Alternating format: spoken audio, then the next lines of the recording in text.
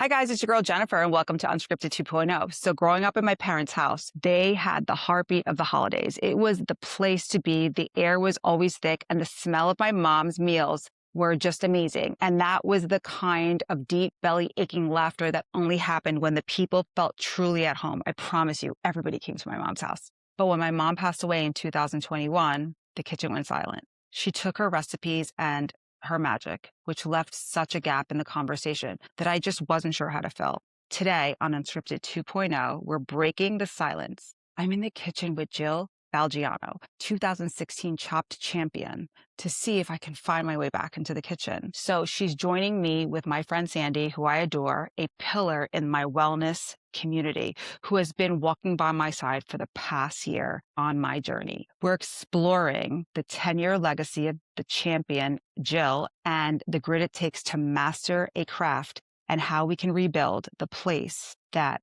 every single meal needs to be in, one meal at a time. And I feel like that's unscripted. So join us. So I'm so excited that we are in the kitchen of Jill Falgiano. She is the champion of Chopped 2016 Master Chef, and she's actually going to teach me a thing or two in the kitchen because, as I said, I have no idea what I'm doing. So, Jill, why don't you share a little bit about how you got to this place and a little bit about just who you are and where you are right now? Thank you, Jen. You're Well, I'm welcome. thrilled to be on Unscripted 2.0. I met Jen at an event recently and she told me what she was doing and the passion project, and I just had to be a part of it.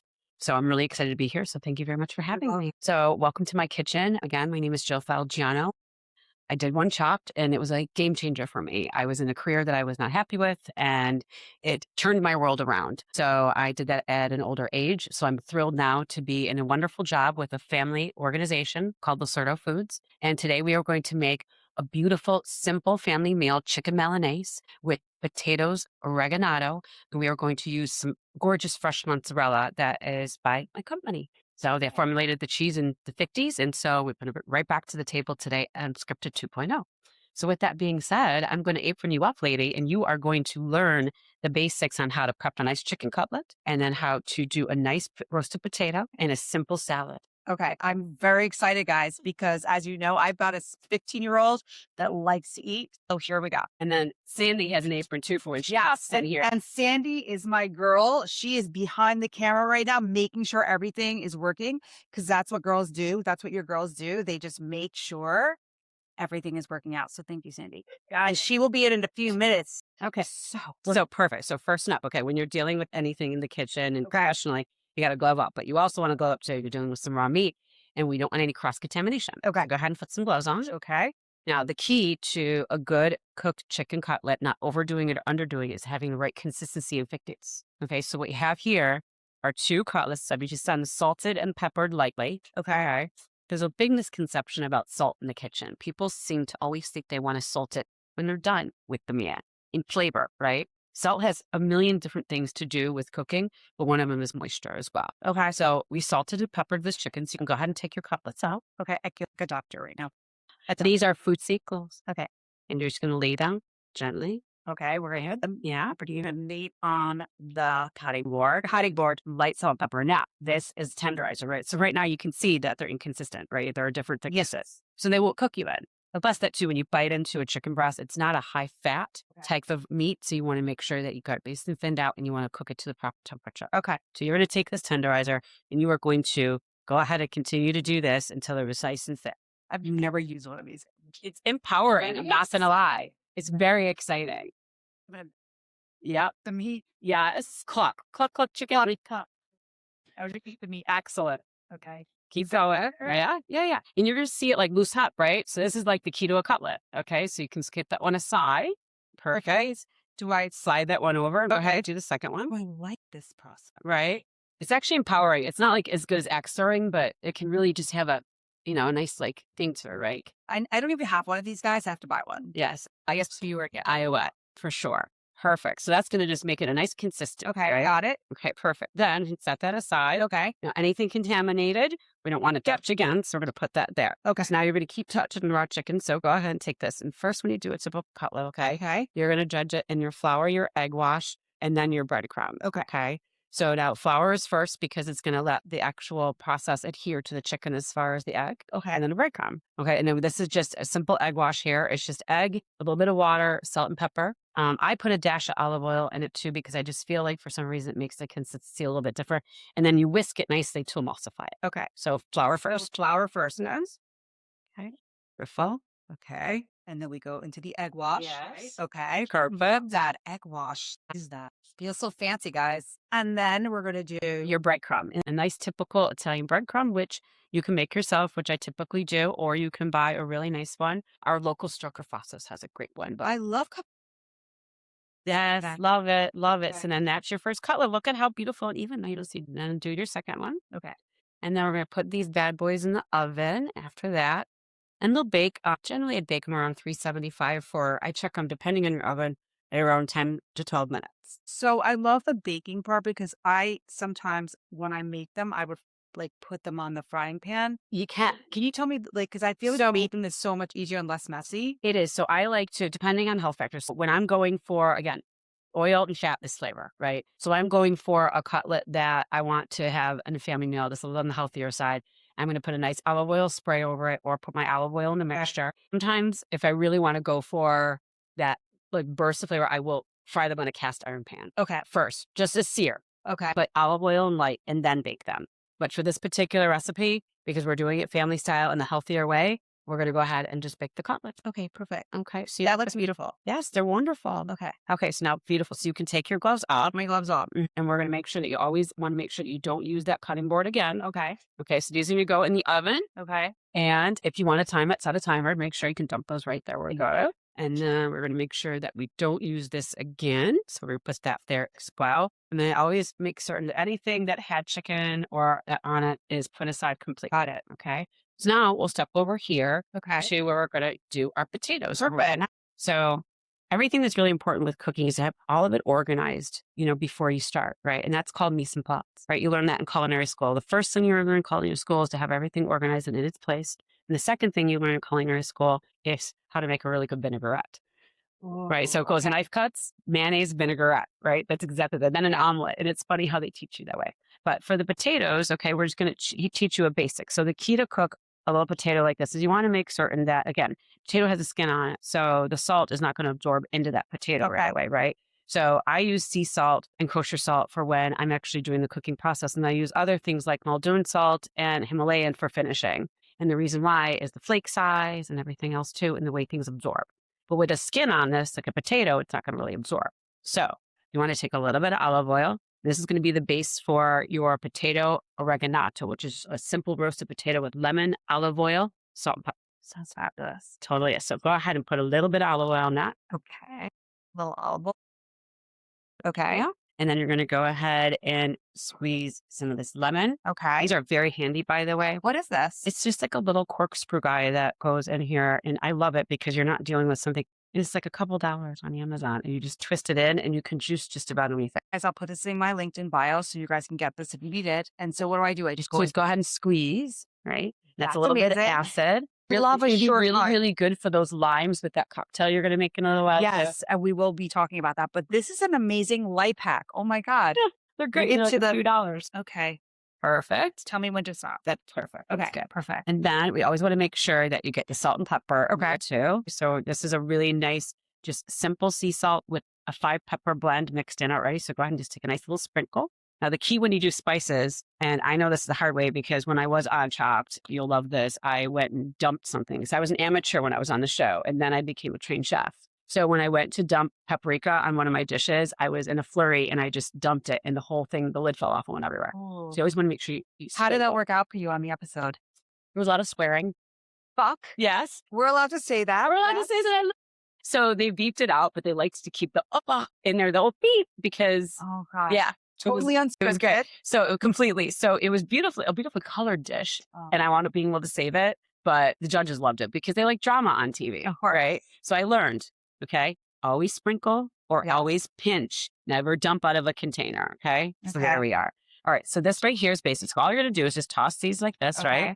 Okay. And they just basically evenly coated Okay. because evenly coated means that they're going to bake coated because that fat of the olive oil is actually covering the potato, and that's just going to give it its crisp. Got it. So we have some already roasted, but these will then go in the oven. So we'll take a little dish, we're roasting pan, and we use this one. Feel like I'm a professional already. We're up right there, and then they're going to go right in the oven. Okay. I'm going to be happy.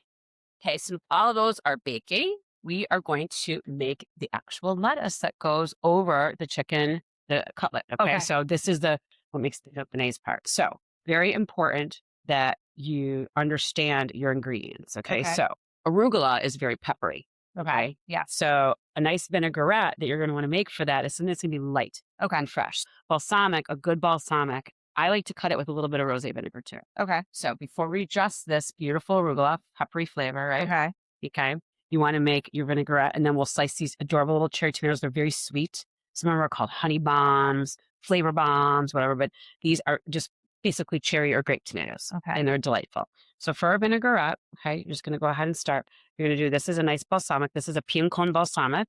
Okay. That's a nice family brand. It's been around for a while in the food service industry. So all of these specific ingredients that you're using, we're going to actually place on my LinkedIn bio. So if you want to get any of these brands, please look at that. We'll have it all for you. Excellent. Yeah. So go ahead and dump a healthy amount in there. Yep. Oh, yeah.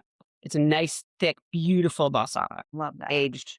That looks amazing. Okay, perfect. Then you can go ahead and there. And then I like to lighten it up a little bit. Okay. Because again, you've got that peppery arugula flavor. You're going to have that burst of that sweet cherry, and you've got that savory of the chicken, right? So I'm going to do a little bit of rosé vinegar as well. It's just something that I help kind of cuts the balsamic. Never heard of that. I've only drank rosé. Which is amazing.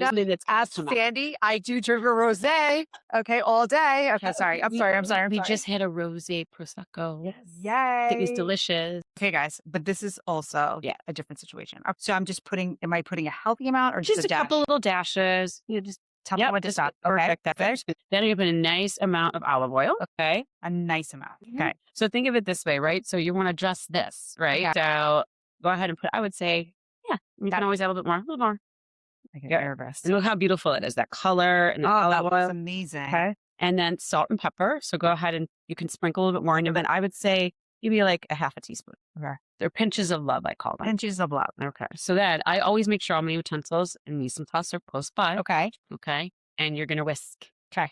Whisk. Really get it in there. Use that arm. You go to the gym. I do, guys. And I just created all these little guys. So it's okay. Those guys can sit right here. Okay. They're going to roll. Friends are moving around. They're going to be. It's okay. It's super cute. Oh, this looks good.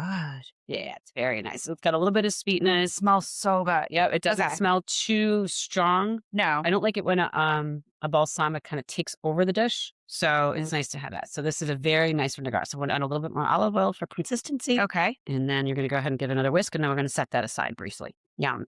Perfect. Okay. So we'll go. Yeah. Okay. Now, my bite palate could be different. Some people like it. Some people don't. I don't like biting into a whole cherry tomato. Okay. I like to cut them in half. So also too, after you cut them in half, I like to salt them a little bit because it kind of brings out the flavor. And that's another thing. Like people don't always assume that salt is just for the finishing, right? There's a whole process to it. So if something's really sweet, like strawberry, even just a little dash of salt, or even a cookie, a little dash of salt brings out its natural flavors. Okay. So you want to make sure you're going to cut these in half. Okay. And you can just mimic this right here. Okay. So go ahead. I'm going to switch it to you if you're a righty because I'm a lefty. Yeah. So just cut them in half.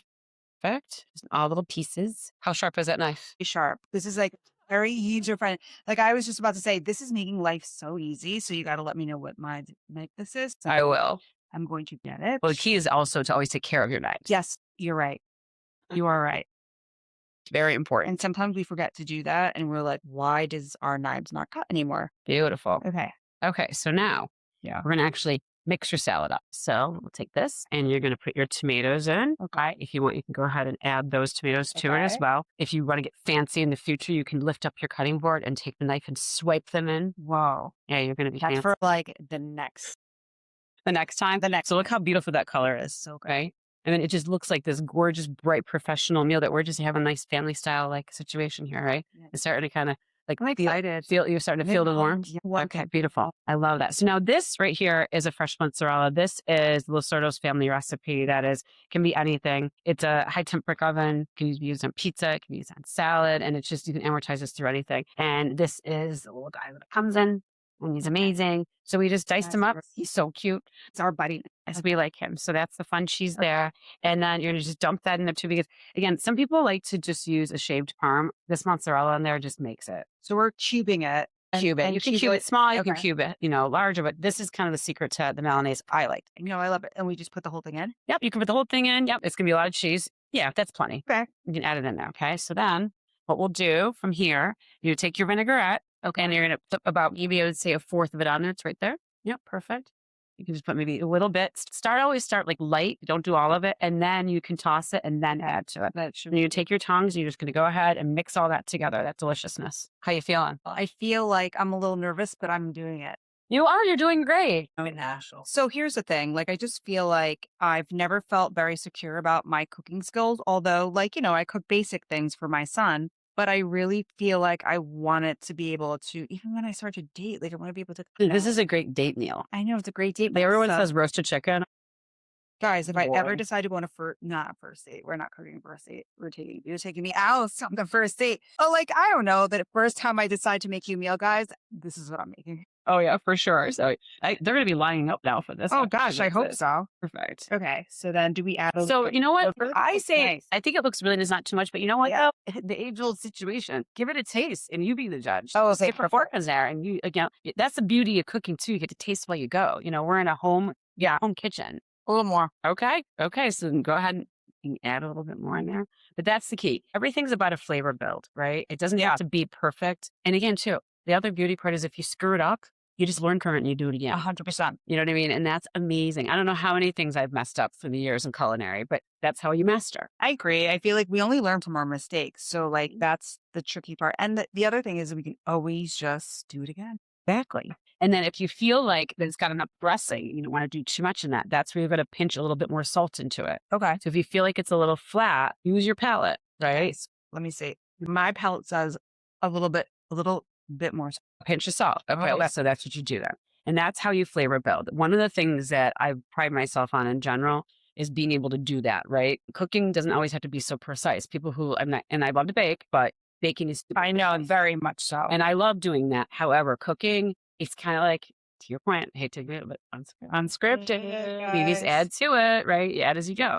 And then I like to hit this with a little bit of a pink pepper. It's not as harsh as a black. And with that peppery arugula, I just feel like it's a nice little addition to it. So I'm just going to hit that with a little bit of pink pepper. I've never had. So wait, so what's the difference between pink pepper? So there's pink, there's green, there's black. It's just about basically the harshness of it and the overall flavor of it. Right? Okay, so this is looking beautiful. Okay, you see that, right? That beautiful color. Simple.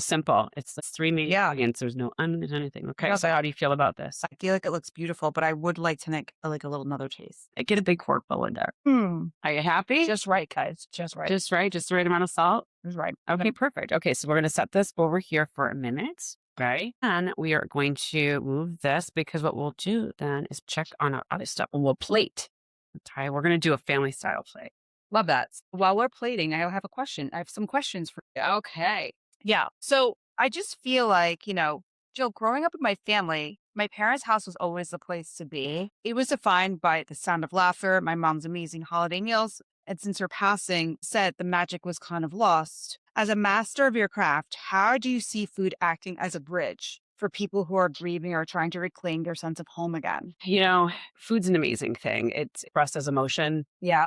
On every level, right? So it can be happiness. It can be sadness. It can be nostalgia, right? So I feel like every time you have a bite of something new, you maybe have a new kind of feeling or a fresh excitement or a fresh start. If you bite into something that reminds you of something she made, that's where you have this, you're just overcome with emotion. I know that growing up, it was always the Sunday dinners at my grandmother's house, right? And again, amazing network of women like your mom about recipes and everything else, right? So I feel like from a grieving perspective, honoring them by learning this process and learning how to cook is what you're doing right now. Yeah. You know what I mean? And I love that. And I think that's what really connected me to you, because the idea of food and the love that we put into food and the connection that meals bring people together. I mean, I met Sandy, and she'll come in front of the camera soon. I met Sandy. Come over here.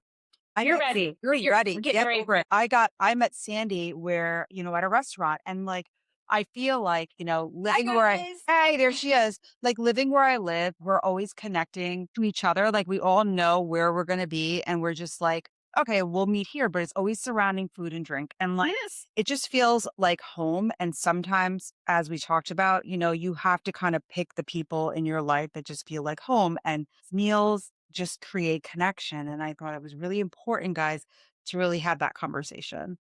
It really made me emotional just now listening to the two of you, especially when you said the part about how food brings you joy. And it also you bring go to food for sadness. So no matter what it is, it makes you feel better in that moment. It does. And Right? it's amazing. And it's so true. And so many people can relate to that, no matter where. It's a universal language. Yeah. And I love that. And I feel it's so connected to that. So of course, this wouldn't be a podcast episode unless I asked my guest questions. I want to, here we go. So, just in general, like I know that you won the CHOPS 2016 championship a decade ago. Many people hit their peak and then post. How has your relationship with success evolved in the past 10 years?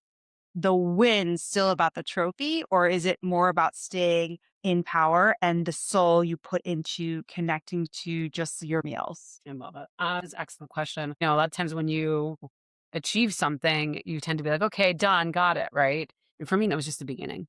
Winning as an amateur was a catalyst to an entirely new career. I was in something that I wasn't happy with.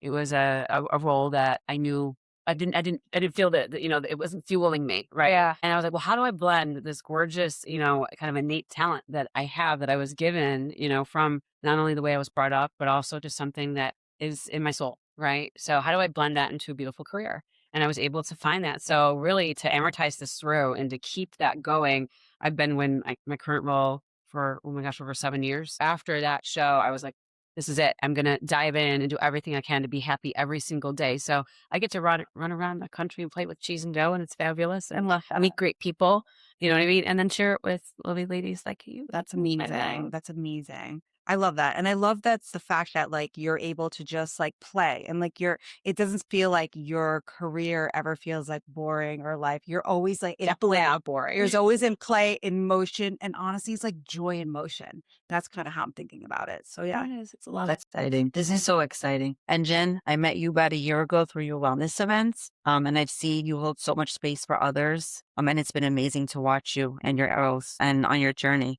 So as your friends, I want to ask you a question. Watching you stand at the stove today, it's amazing for me to see you because you're lighting up around here. And you really do look like a natural. It does not seem like it's your first time, like really cooking.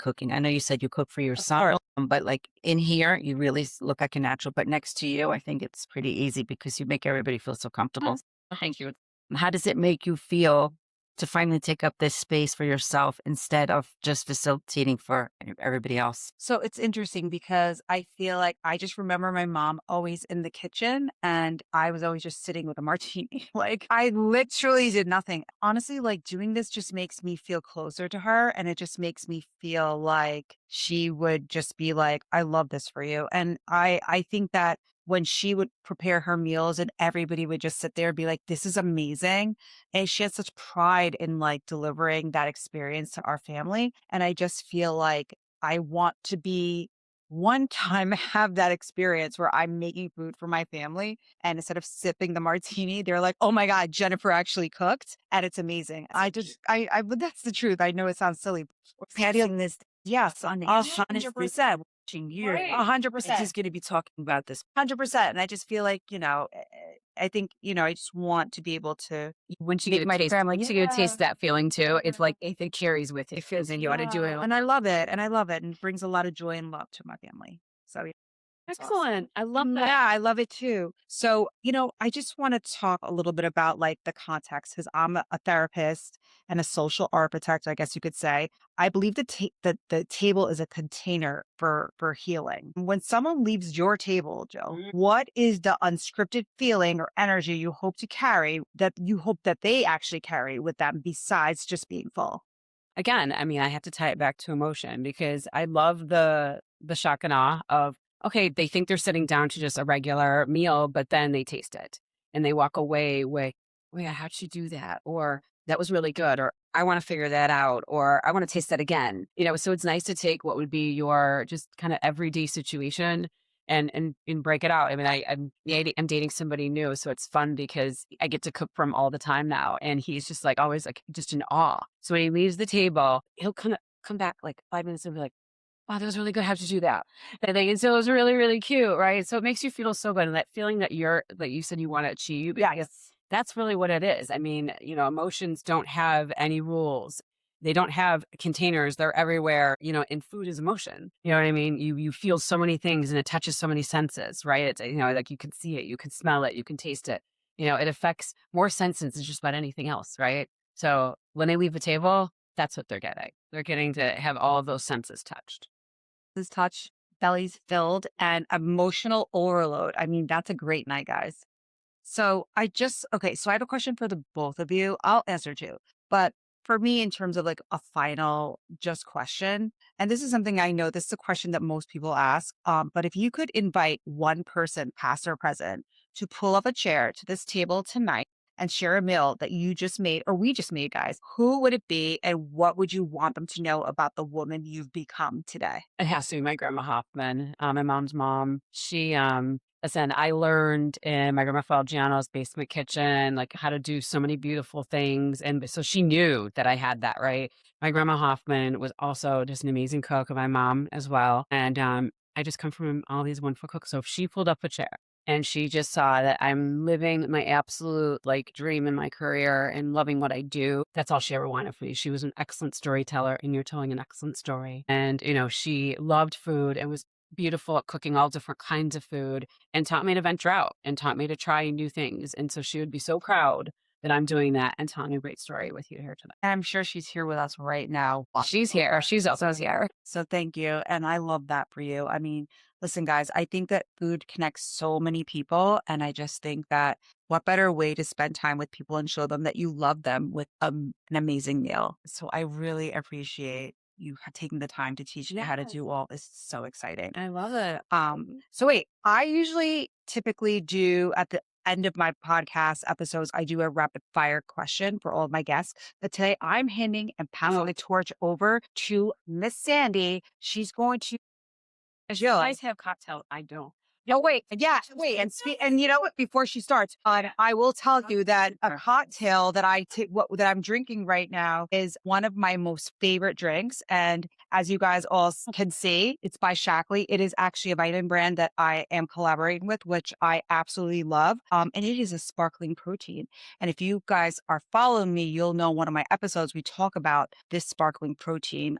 Audrey Zona put me on to this little life hack, which is a 40-gram protein that's a natural GLP-1 support with zero sugar, and add tequila to it with a lime. And guess what, guys? It also manages our hunger. Not that we want to manage our hunger today, but in general, it's a life hack and it's really great. So that's what we're drinking today. And you can find out all about this in my link in bio. So here we go. So yeah, while we make those, we're making those. We are making them. So let's grab birds while you're making those. You want it with vodka? Yeah. We could do it with vodka or tequila, guys. Yeah, we're grabbing that. I just want to ask Jill a quick question. Okay. I'm hot seat. Oh, no, it's okay. I can handle it. We know that you are on, the Food Network, and on the Food Network, you have very few seconds to make decisions. That was 10 years ago. Gosh, right? and I've been In the marathon of a long-term career, what is the one secret ingredient that you would say is for success that you couldn't live without in your pantry? The one secret ingredient. One secret ingredient. I mean, it's not a secret, but the one thing I cannot live with absolutely is olive oil. There you go. Good oil. I mean, it means so much. I mean, like, I know it's so hard, but I mean, like, it's the core to so many things. Nowadays, people are doing this on TikTok, Instagram. They're doing the lemon shots with the olive oil, but it has to be really high end. Yes. Does that benefit? I mean, again, it's like there's so many different benefits, but again, it's all about, the ingredients, right? So, I mean, where the olive oil comes from, how it was made, the core, I mean, everything, how the olives were grown. You know what I mean? It's like the hot thing now. It is. This. And so, okay. So, man, get into this frame, girl. This is just all, we're doing this for the first time with a camera. So we'll see. I'm going to make the drinks. So you keep going, girl. You're going to make the drinks and you're going to be on our little rapid fire. Okay. So one herb they absolutely cannot live without. Parsley. Parsley. Okay. The most intimidating judge you ever faced on Chopped. I mean, you were your. I had Chris Santos, Sanchez, and Eddie Jackson. And Eddie Jackson had just started. So he was a little bit more of a hard ass with me, but it was fine because he had just come from coming off the NFL and he was doing barbecue wars. But Chris Santos, he looked intimidating, but he was actually really great. And I felt like a kind of connect that he would critique me. That was great. So I love you felt a kid energy. Yeah, I did. But he was very intimidating, but I loved him in the same way. But I love intimidation. I thrive on it. So I love that. That's how my, like you said, a fire. That's it going, right? Your favorite guilty pleasure snack at 11. I think here it is for everybody. If I stay up until 11 p.m., is there like 5 p.m.? Because I get up at 5 every day. But okay, it's got to be Cape Cod, 40% less fat, salt and vinegar potato chips. Oh, those are good. I eat those for my sandwiches. They're so good. And like, it'll be like, I'm just dying for that little something. I'm just like, okay, it's got to. I guess you got to be pure salty. Tide ice. Yes, please. Yeah, no salty. So those potato chips are the best ever. So yeah. Oh yeah. All right, that's a good one. One word I would say like milk with cereal. Except it's comforting. It's comfort food. Brings me back to my childhood. But I would tend to want to go to like the fruity pebble upside when I was a kid. Right. Although I don't do that anymore, but that's where I wanted. But we weren't allowed to have cereal, so you weren't allowed. No. My father would not. There was not a lot of sugar in the house. Actually, he was a chef. That guy. Good. Really? Yes. When we were little, it was a teaspoon of garlic with applesauce and Shaklee vitamins. We were like, I think we could deliver it in boxes. You guys, you hear it. Here it is. When I shared this with her, she's like, no way. My dad actually uses the Shaklee. He made me like, when we were little, and he's like, your vitamins. And I was like, we didn't understand what it was, but they order Shaklee vitamins. That's why I was like, that's amazing. They're going for it. I love it. So great. Yeah. Okay. And one word to describe the energy in this kitchen right now. Gosh, the connection is amazing and the energy is just completely uplifting. Yeah. I really am so excited that you made this connection with us. We did it. Nothing is a coincidence. Nothing. And I'm so excited about that. Cheers to that. Cheers. Sure, guys. Wait. So I want her to try this. This goes with the Shaklee protein seltzer. This is lime flavored, right? And it's lime flavored. I put a little bit of lemon in and I put some vodka in it for her. And I'd love for her to try it. She's trying it for the first time and she's going to give us her opinion. Ooh, that is really good. It's refreshing. It's not overpowering. Yeah. Hang on. And there's no aftertaste. No. Which is excellent because I'm like very sensitive to aftertaste. Yeah, I don't like that at all. So we're good. We like it with the Tito's. We do like it with the Tito's. Do you want to try it on its own? Okay. First time, guys, we're having my girls try it. Yeah. Then you could just drink this on its own. I wait for the aftertaste too. Yeah. Because that aspartame and all that. I can't do it. Zero. I can't do zero. Yeah, no, that's excellent. It's really and good. it's 40 grams of protein, which we know, and we've talked about this. And you guys know exactly. And I just love it. But like, let's try it with the tequila. We're going to tag you. Send us some of these wonderful drinks. There we go, guys. On to our friends. There we go, guys. This is awesome. So ladies, Jennifer, Jill, what are we eating first? I know. Well, there's some beautiful charcuterie over there, but we are going to plate this delicious chicken. I cannot wait to see this. We've got our cutlets are all ready to go. So we're going to put 3 beautiful cutlets on a plate because we're going to do this family style tonight. Okay. We'll put this over here. So good. Those are nice, right? And then we're going to take beautiful cutlets. So now we know it's olive oil, parsley, the big things that you want. But yeah, and we'll put this beautiful salad right over the top. Oh, God. And it's nice because all of that balsamic and regret like absorbed right in there, right? Look how good this looks, guys. It's simple and pretty. Oh my God, this looks like I just had this like sent over to my table because I'm at a restaurant. Those are potatoes out. Potatoes, guys, the roasted potatoes. Yeah. Potatoes, oregano. We get 2 for that one because you don't want to. So good. Just look at these in a little bowl. I like to hit them again with a little bit of lemon, and we're going to put that fresh oregano. Ooh, yummy. So when we do family style, do we put this on, you put this all on different plates or do we all put it like, where the middle? So fancy style, we'll put it in the middle and then okay, everything. Size. So here are our drawn potatoes. I'm going to let you go ahead and you're going to add some little sprinkles of some nice, beautiful pecorino romano. Okay. Okay. And some oregano. Oh, look how this is so easy. So you're right. When the organizing is all out, like it makes it so much easier to cook. Oh yeah, you have to. Everything in its place. And I love all these little guys. My little bowls. Yes. I think a little bowl is really, the bowls for like little things. Perfect. Okay. And then I'll hit it with a little bit more lemon. And I really like this thing, guys. I use it for my drinks too. And then look at, we've got this beautiful, nice roasted potato oregano. Yeah. And that's it. So we will serve these beautiful. We will serve dishes up. these. And guys, we're going to come back because we're going to eat and we'll be back. So thank you so much. My pleasure. Yeah. Thank you.